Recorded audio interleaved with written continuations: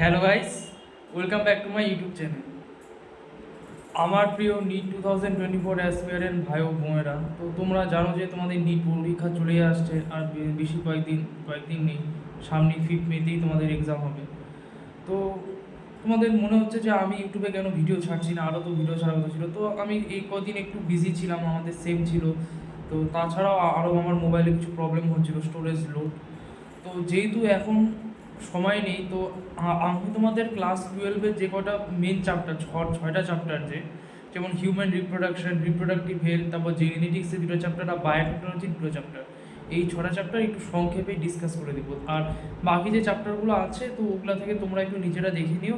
তাও তোমরা যদি চাও আমি ইম্পর্টেন্ট বলে দিতে পারি। ওগুলা সেল ডিভিশন, সেল সাইকেল বা এলিমেন্টারি এখন আর সময় নেই, কারণ চলিত আসছে পরীক্ষা। আমি কয়েকদিন খুব বিজি ছিলাম, তার মধ্যেও এই ভিডিও করার জন্য মোবাইলের স্টোরেজ লোড হয়ে গেছিলো, আমাকে আপডেট করতে হয়েছে। হেনোটের দোকানের জন্য আমি ভিডিও ছাড়তে পারিনি।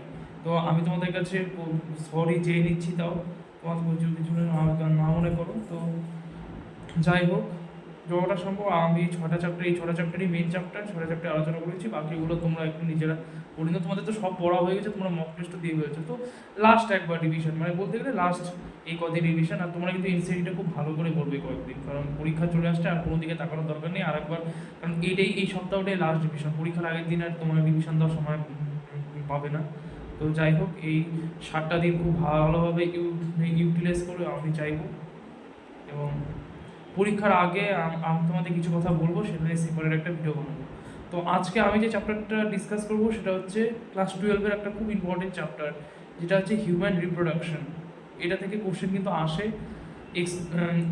Assertion, reason, statement basis question, তাও কলাম ম্যাচিং, সব টাইপের এই চ্যাপ্টারটা থেকে স্ট্রেস দেয় ওরা। এখান থেকে জুওলজিতে খুব ইম্পর্টেন্ট চ্যাপ্টার। এটা তো তোমরা পড়ে রেখেছো, তাও আরেকবার ঝালাই করে নিচ্ছি। তোমাদের সব কিছুই জানা, তাও চলো স্টার্ট করা যাক।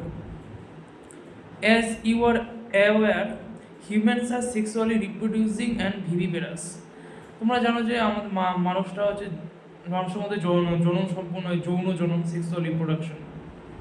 The reproductive events in humans included formation of gametes, gametogenesis, that is sperms in males and ovum in females, transfer of sperms into the female genital tract, insemination and fusion of male and female gametes, fertilization leading to formation of zygote.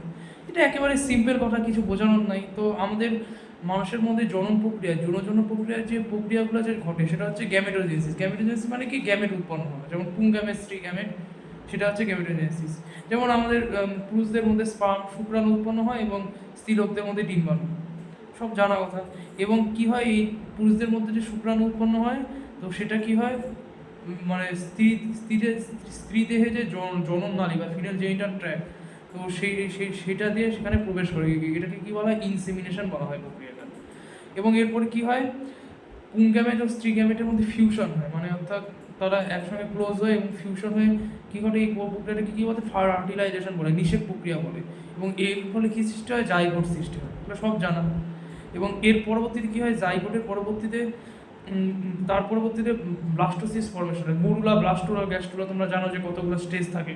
তো কী হয়, তার পরবর্তীতে ব্লাস্টোসিস formation হয়, এবং ব্লাস্টোসিস ফর্মেশনের পর কী হয়, সেটা development বা বিকাশ হয়, ব্লাস্টোসিসটা বিকাশপূর্ণ হয়।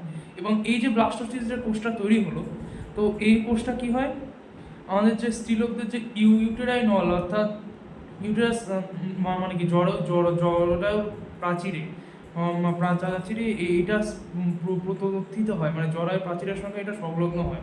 তো এটাকে কী বলা হয়, ইমপ্ল্যান্টেশন বলা হয় এই প্রক্রিয়াটাকে। এর পরবর্তীতে কী হয়, ভ্রূণের বিকাশ ঘটে, এবং এটাকে কী বলা হয়, জেস্টেশন বলা হয়। তো প্রতিটা টার্ম এগুলো ইম্পর্টেন্ট। এবং delivery of the baby, parturition, অর্থাৎ এর পরবর্তী কী হয়, বাচ্চা প্রসব হয়, সেটা কী বলে, পার্চুরেশন বলা হয়। এটা সবগুলোই জানো, তোমার প্রসেস জানো, এটা নর্মাল ব্যাপার।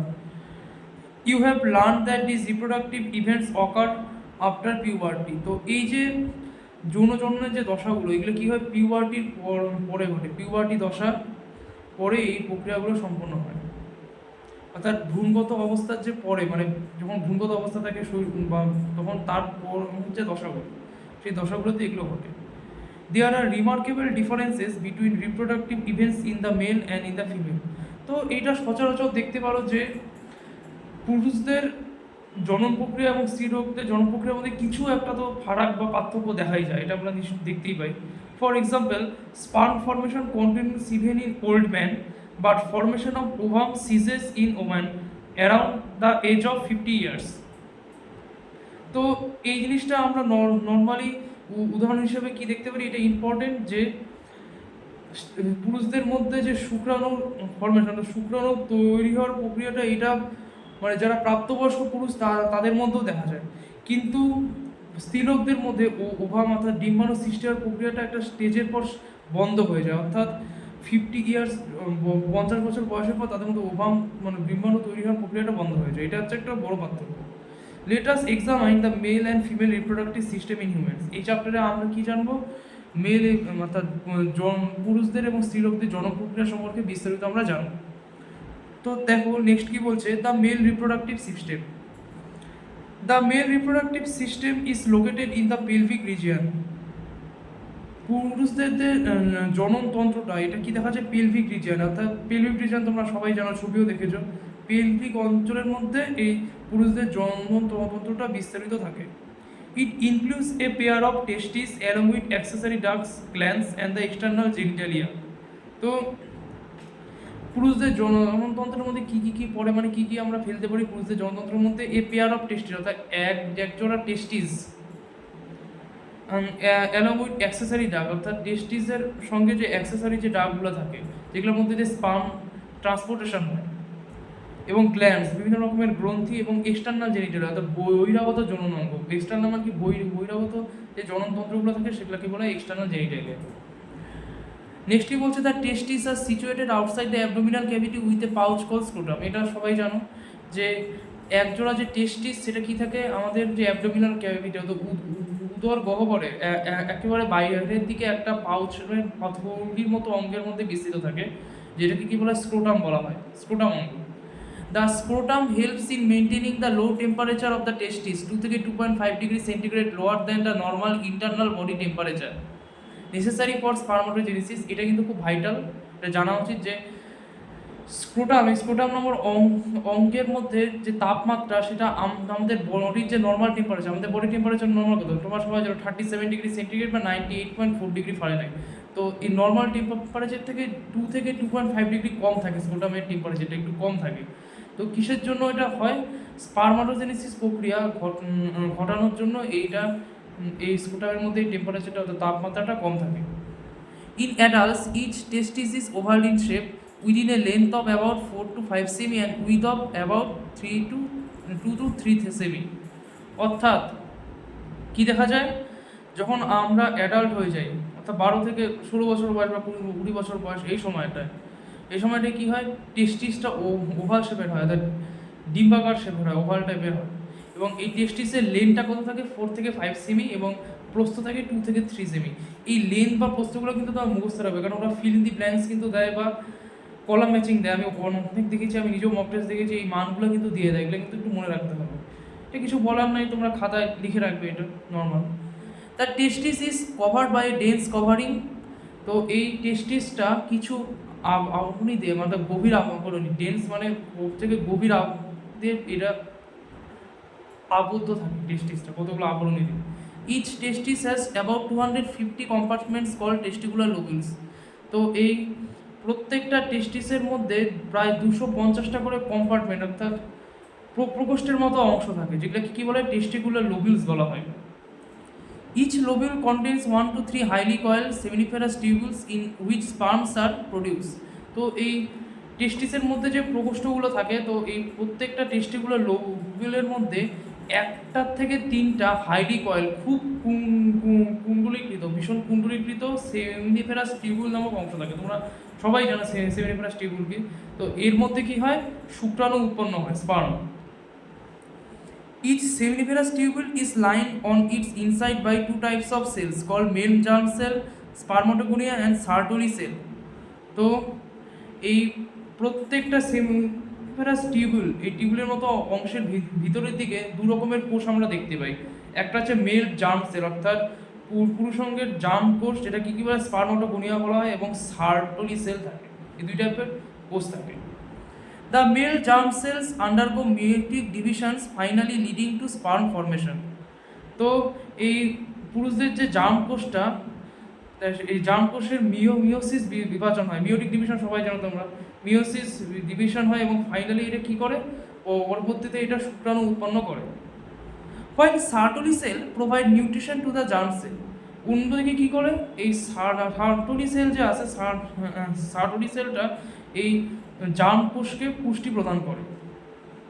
The region outside the seminiferous tubules called the interstitial space, অর্থাৎ এই সেমিনিফেরাস টিউবুলসের মতো যে অংশটা, তার বাইরের দিকে যে অংশটা, এই বাইরের দিকের অংশটাকে কী বলা হয়, ইন্টারস্টিসিয়াল স্পেস বা ইন্টারস্টিসিয়াল স্থান।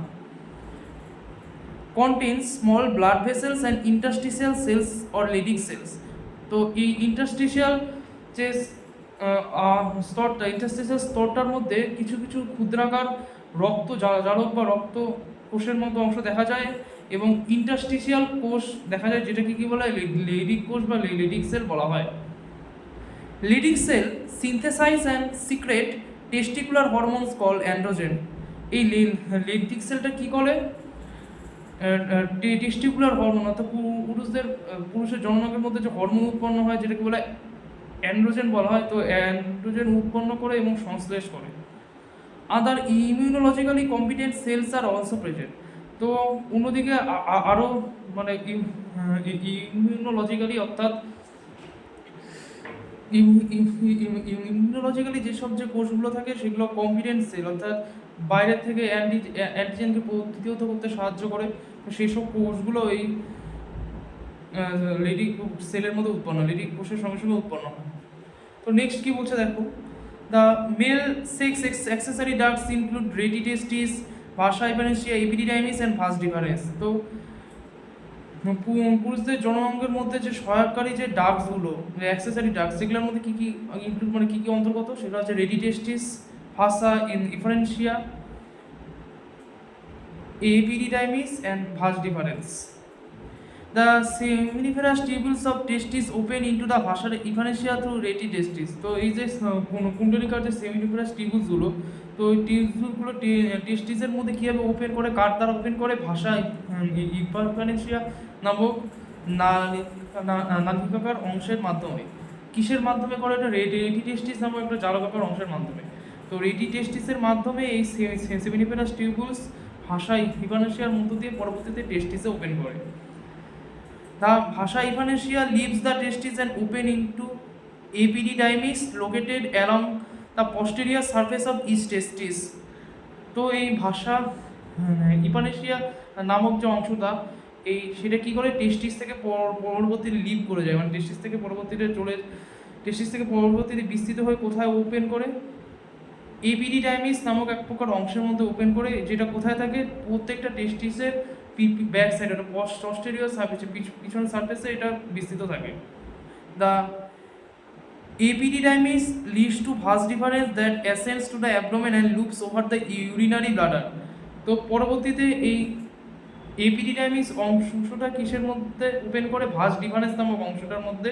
তো ভাস ডিফারেন্স নামক অংশটা আমাদের উদর গহ্বরের উপর দিকে অ্যাসেন্ড থাকে, মানে বিস্তৃত থাকে, এবং এটা কী করে, মানে ইউরিনারি ব্লাডার অর্থাৎ মূত্র থলি চারদিকে একটা আলাকাকার লুপের মতো অংশ সৃষ্টি করে এই ভাস ডিফারেন্স নামক অংশটা। It receives a ducts from seminal vesicles and open into urethra as the ejaculatory duct. তো এই ভাস ডিফারেন্স নামক যে নালিকাকার অংশটা, এটা পরবর্তীতে একটি ডাক্ট, মানে এক প্রকার দণ্ডাকার এক প্রকার অংশ গ্রহণ করে, যেটা কোথা থেকে বিস্তৃত থাকে, সেমিনাল ভেসিকল নামক গ্রন্থি থেকে, এবং এটা কোথার মধ্যে ওপেন করে, ইউরেথ্রা নামক যে অংশ, ইউরেথ্রা পুরুষদের বই জননাঙ্গ যে ইউরেথ্রার মধ্যে ওপেন করে, কিসের মাধ্যমে, ইজাকুলেটরি ডাক্ট কিসে করে, ইজাকুলেশন অফ স্পার্মে হেল্প করে। তো ইজাকুলেটরি ডাক্টের মাধ্যমে এটা ওপেন করে। This duct stores and transport the sperm from the testis to the outside through urethra. তো ইজাকুলেটরি ডাক্টসটা কী করে, এই শুক্রাণু সঞ্চয় করে এবং শুক্রাণু পরিবহনে যেমন একদিকে সাহায্য করে, তেমনি শুক্রাণুকে কী করে টেস্টিস নামক অংশের থেকে বাইরে একেবারে বহিরাঙ্গে প্রেরণ করতে সাহায্য করে, কিসের মাধ্যমে, ইউরেথ্রার মাধ্যমে, পুরুষের বহির্জননাঙ্গের মাধ্যমে, urethra. The urethra originates from the urinary bladder and extends through the penis to its external opening called urethral meatus. তো ইউরেথ্রা নামক অংশটা কিসের থেকে উৎপন্ন হয়? ইউরিনারি ব্লাডার অর্থাৎ মূত্রথলি নামক অংশ থেকে উৎপন্ন হয় এই ইউরেথ্রা বা মূত্রনালী। এবং মূত্রনালীটা কিসের অবধি বিস্তৃত থাকে? পেনিস নামক অংশের মাধ্যমে বিস্তৃত থাকে। এবং এটা কোথায় আরও বিস্তৃত হয়? মানে পেনিস নামক অংশের মাধ্যমে বিস্তৃত থেকেও এটা বাইরে আরও বিস্তৃত থাকে এক্সটার্নাল ওপেনিং, অর্থাৎ বহিরাঙ্গে এটা উন্মুক্ত থাকে। কিসের মাধ্যমে বহিরাঙ্গে উন্মুক্ত থাকে? ইউরেথ্রাল মিটাস নামক অংশের মাধ্যমে। পাশে তো ছবিগুলো আছে, তো এই পড়ার মাধ্যমে তোমরা ছবিগুলো রিলেট করে পড়তে পারো। ছবি দিয়ে অত কোশ্চেন আসবে না, যদি কোশ্চেন আসে তো পড়ার মাধ্যমে তোমরা রিলেট করে করে বুঝতেই পারবে ছবিগুলো বোঝানোর কিছু নেই। নেক্সট কি বলছে দেখো, the penis is the male external genitalia. তো আমরা জানি যে পেনিস হলো পুরুষদের একটা বহি জননাঙ্গ। It is made up of special tissue that helps in erection of the penis to facilitate insemination. তো এই পেনিস নামক অংশটা এক প্রকার বিশেষ কলা স্তর দ্বারা গঠিত। এই পেনিস নামক এই বিশেষ কলা স্তরটা কী করে? ইরেকশন অফ দ্য পেনিস, অর্থাৎ পেনিসের ইরেকশনে, অর্থাৎ ইরেকশন মানে তোমরা জানো ঊর্ধ্বমুখী সঞ্চালন, বা পেনিসের যখন ইজাকুলেশন হয়, কপুলেশন হয়, কপুলেশন বা ফার্টিলাইজেশন, তখন যে ইরেকশন অফ পেনিসে হেল্প করে ফ্যাসিলিটেট ইনসেমিনেশন প্রক্রিয়ায় হেল্প করার জন্য। The enlarged end of the penis called the gland penis is covered by a loose fold of skin called foreskin. তো পেনিসের যে এক বিস্তর যে টার্মিনাল এন্ড, অর্থাৎ পেনিসের বিস্তর যে এন্ড, তা সেটাকে কি বলা হয়? Gland penis. এই গ্ল্যান্ড পেনিস অংশটা এক প্রকার খুব হালকা এক প্রকার চামড়া বা স্কিনের মতো অংশ দ্বারা আপনি বিস্তৃত অংশ দ্বারা বিস্তৃত থাকে। সেটাকে কি বলে? ফোরস্কিন। মানে ফোরস্কিন অংশের দ্বারা এটা ঢাকা থাকে, কভার থাকে gland penis. The male accessory glands include pair seminal vesicle, a prostate and pair bulbo-urethral gland. তো পুরুষদের সহায়কারী জননাঙ্গ হিসাবে কি কি আমরা অন্তর্গত করতে পারি? সেটা হচ্ছে সেমিনাল ভেসিকেল, প্রোস্টেট এবং একজোড়া Balbo-urethral gland. Secretion of this gland constitute the seminal plasma which is rich in fructose, calcium and certain enzyme. তো এই যে পুরুষদের সহায়কারী জননাঙ্গগুলো কি নিয়ে গঠিত? Seminal plasma. এই সেমিনাল প্লাজমা নামক তরল অংশের মধ্যে কি থাকে? প্রচুর পরিমাণে ফ্রুক্টোজ থাকে, ক্যালসিয়াম থাকে এবং কিছু কিছু এনজাইম থাকে, উৎসেচক থাকে। The secretion of the bulbo-urethral gland also help in the lubrication of the penis. তো এই বাল্বো-ইউরেথ্রাল গ্ল্যান্ডের যে সিক্রেশন ক্ষরণ হয়, তো এই ক্ষরণ কী করে? পেনিসের লুব্রিকরণে, পেনিসকে লুব্রিত করতে এটা সাহায্য করে। Female reproductive system. The female reproductive system consists of a pair of ovaries along with a pair of oviducts, uterus, cervix, vagina and the external genitalia located in pelvic region. তো স্ত্রীলোকদের জননাঙ্গের মধ্যে কি কি অন্তর্গত হয়? একজোড়া ডিম্বাণু, along with a pair of oviducts অর্থাৎ ডিম্বনালী, একজোড়া ডিম্বনালী, ইউটেরাস জরায়ু, সার্ভিক্স, ভ্যাজাইনা এবং এক্সটার্নাল জেনিটেলিয়া অর্থাৎ বহির্জনাঙ্গ, যেটা পুরুষের মধ্যেও ছিল, located in the pelvic region. তেমনি পুরুষের বহির্জনাঙ্গ যেমন পেলভিক রিজিয়নে ছিল, এখানেও সেটা বহির্জনাঙ্গ পেলভিক রিজিয়নের মধ্যে, পেলভিক অঞ্চলের মধ্যে বিস্তৃত থাকে। These parts of the system along with a pair of the mammary glands are integrated structurally and functionally to support the process of ovulation, fertilization, pregnancy, birth and child care. তো এই যে স্ত্রীলোকদের যে জননাঙ্গের যে অংশগুলো, তো জননাঙ্গের অংশগুলোর সঙ্গেও একজোড়া স্তনগ্রন্থি থাকে। স্তনগ্রন্থিটা কি থাকে? অংশগতভাবে এবং কার্যগতভাবে এই জননাঙ্গগুলোর সঙ্গে সংযুক্ত থাকে বা ইন্টিগ্রেটেড থাকে। তো এই স্তনগ্রন্থি কী করে? স্তনগ্রন্থির বিরাট কিন্তু ভূমিকা আছে স্ত্রীলোকদের। এই স্তনগ্রন্থি কী করে? ওভ্যুলেশন প্রক্রিয়া অর্থাৎ ডিম্বাণু সৃষ্টির প্রক্রিয়া, ডিম্বাণু ম্যাচুরেশনের প্রক্রিয়া, ওভ্যুলেশন প্রক্রিয়া এবং নিষেক প্রক্রিয়া, প্রেগনেন্সি প্রসব প্রক্রিয়া এবং শিশু জন্মগ্রহণে এবং শিশু ডেভেলপমেন্টের বিকাশে এই স্তনগ্রন্থি কিন্তু বিশেষভাবে সাহায্য করে এতগুলো প্রসেসে। তাহলে কী কী? Ovulation, fertilization, pregnancy, birth and child care, খুব ইম্পর্টেন্ট এগুলো। Ovaries are the primary female sex organ that produce the female gamete ovum, and several steroid hormone, ovarian hormone. তো স্ত্রীলোকদের প্রাথমিক জননাঙ্গ কি? ডিম্বাশয়।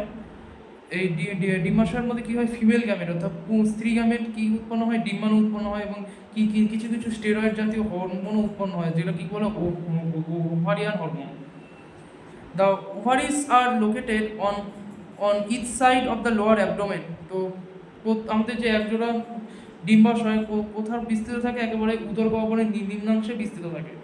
Each ovary is about 2 to 4 সেমি in length, is connected to the pelvic wall and uterus by ligament.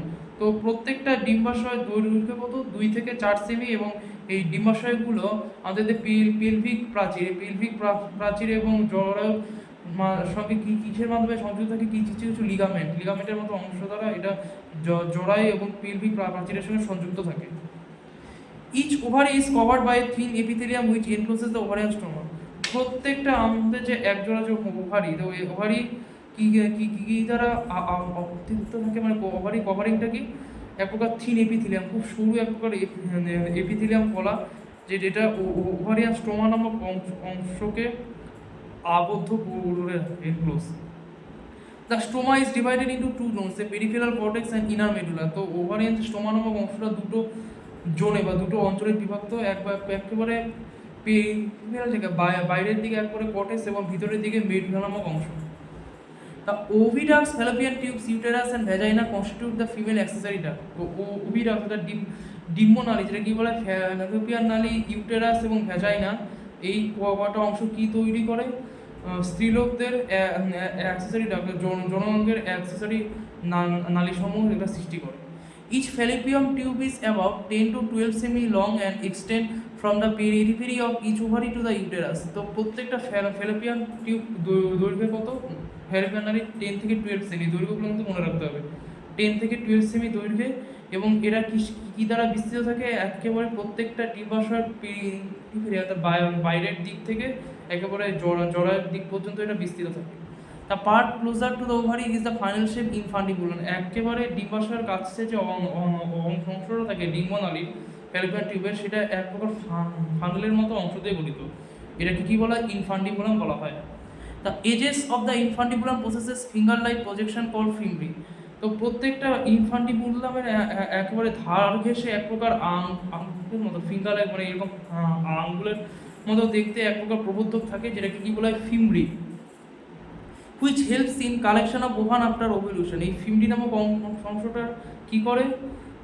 Ovulation প্রক্রিয়া ঘটার পর ডিম্বাণুকে গ্রহণ করতে বা সংগ্রহ করতে সাহায্য করে। The infundibulum leads to a wider part of the ওভিডা called ampulla.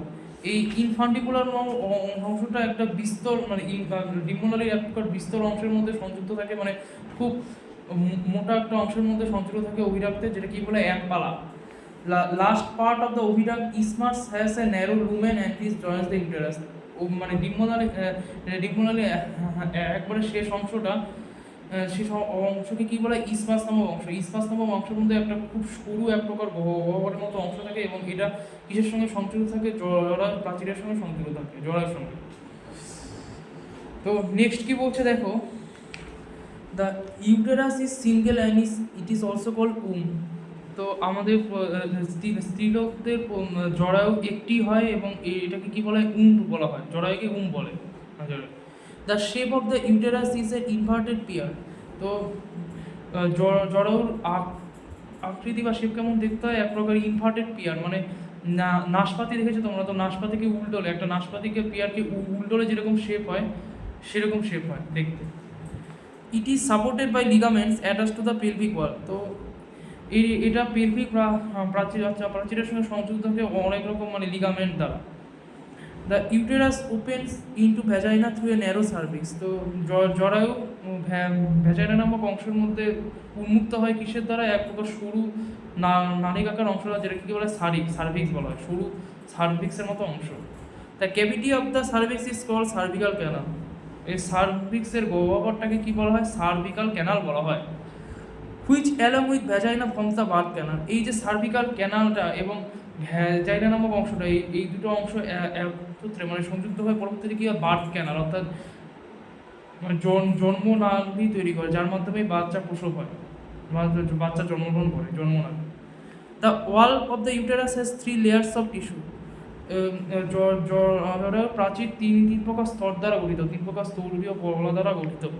The external thin membranous perimetrium, middle thick layer of smooth muscle myometrium, and inner glandular layer called endometrium that lines the uterine cavity.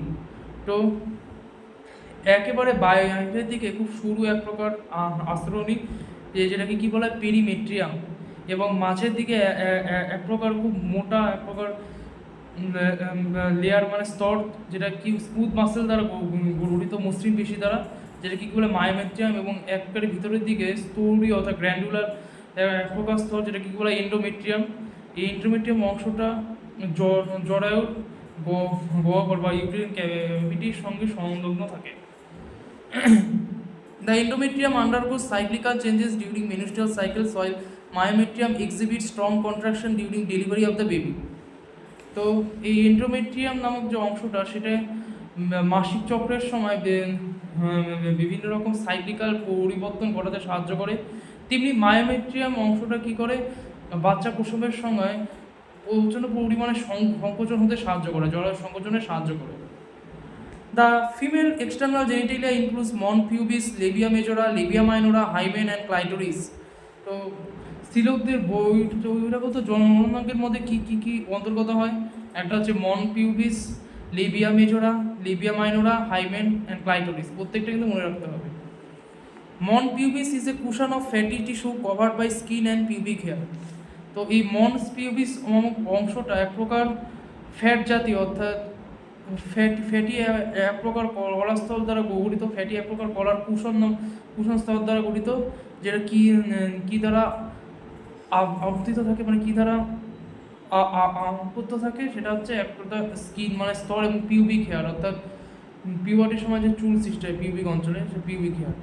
The labia majora are fleshy folds of tissue which extends down from the mons pubis and surround the vaginal opening. তো labia majora নামক অংশটা এক প্রকার মাংসর পিণ্ড বিশিষ্ট এক প্রকার কলাস্তর দ্বারা গঠিত। এই লিবিয়া মেজোরা অংশটা মন্স পিউবিসের থেকে একবারে কিসের পর্যন্ত বিস্তৃত থাকে, মন্স পিউবিসের নিচে নিম্ন স্তর দ্বারা বিস্তৃত থাকে, এবং এটা কি করে ভ্যাজাইনাল ওপেনিং মানে ভ্যাজাইনাল উন্মুক্ত অঞ্চলের চারদিকে এটা বিন্যস্ত থাকে। The labia minora are paired fold of tissue under the labia majora. তো লিবিয়া মেজোরার একেবারে নিচের দিকে এক প্রকার একজোড়া কলার মতো ফোল্ড বা অংশ থাকে, সেটাকে কি বলে labia minora. The opening of vagina is often covered partially by membrane call hymen. তো ভ্যাজাইনার যে উন্মুক্ত অঞ্চলটা, সেটা আংশিকভাবে এক প্রকার আস্তরণ দ্বারা গঠিত, সেটাকে কি বলে, মানে আংশিকভাবে আস্তরণ দ্বারা গঠিত, সেটাকে বলে হাইমেন, মানে এটা পুরোপুরি বিস্তৃত থাকে না, আংশিকভাবে বিস্তৃত থাকে। The clitoris is a teeny finger-like structure which lies at the upper junction of the two labia minora above the urethral opening. তো ক্লাইটোরিস অংশটা কীরকম দেখতে? এই ক্লাইটোরিস হচ্ছে এক প্রকার টিনি ফিঙ্গার লাইক, খুব সরু এক প্রকার আঙ্গুলের মতো এক প্রকার প্রবর্ধক অংশ, যেটা কি থাকে দুটো লেবিয়া মাইনোরার মানে সংযোগস্থলে একবারে উপরের অংশ, দুটো লেবিয়া মাইনোরার সংযোগস্থলে একবারে উপরের অংশের মধ্যে এই ক্লাইটোরিস নামক অংশটা বিস্তৃত থাকে, এবং ক্লাইটোরিস নামক অংশটা কিসের উপরে অবস্থান করে? ইউরেথ্রাল ওপেনিং, অর্থাৎ মূত্রনালী উন্মুক্তকরণ অঞ্চলের একেবারে উপর অংশে। The hymen is often torn during first coitus intercourse. তো এই হাইমেন নামক অংশটা প্রথম কোয়ার্টাস, অর্থাৎ ফার্স্ট কোয়ার্টাস এই ইন্টারকোর্সের সময় এটা প্রথমে ছিঁড়ে যায়, torn. However, it can also be broken by sudden fall or jolt, insertion of vaginal tampon, active participation in some sports like horseshoe riding, cycling, etc. In some women, the hymen persists even after coitus. In fact, the absence of hymen is not a reliable indicator of virginity or sexual experience.